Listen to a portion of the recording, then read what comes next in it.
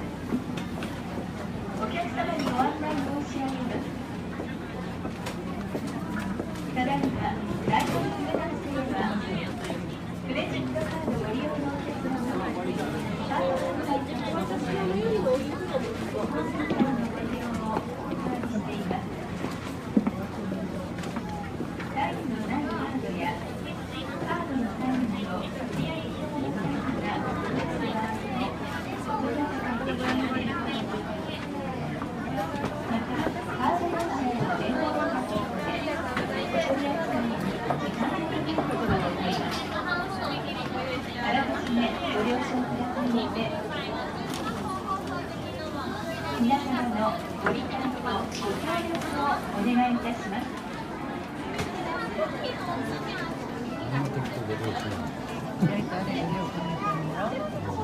全部入れてる。あとフラムから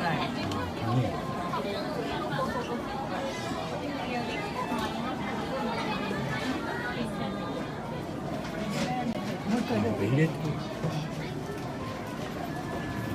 足らんな。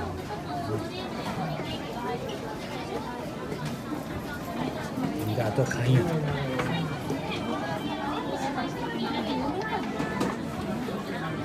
線引いてない。